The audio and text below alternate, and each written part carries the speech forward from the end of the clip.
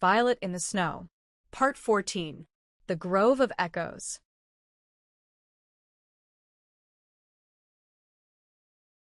Summer arrived with a gentle hush, the kind that follows deep understanding.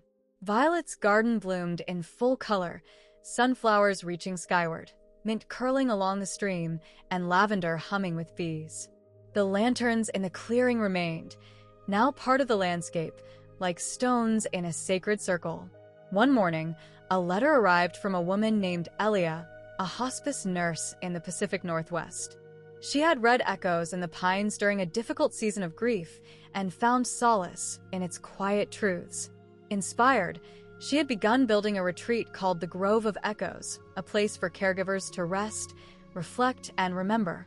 Elia wrote, "I wanted to create a space where silence is honored, where stories are held gently. Your words were the seed. The grove is the bloom."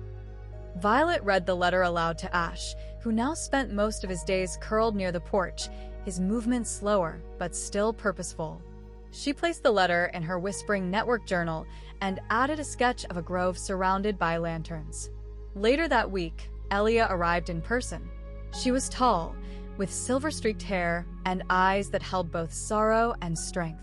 She brought a gift, a lantern carved from driftwood and cedar, with a design of concentric rings like tree growth. Inside was a candle made from beeswax and lavender.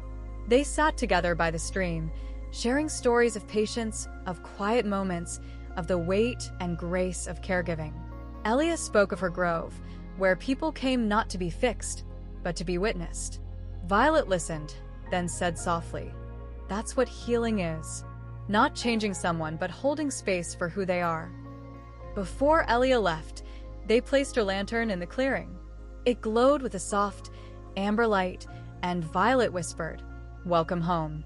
That night, Violet wrote in her journal, "The forest is growing beyond its roots.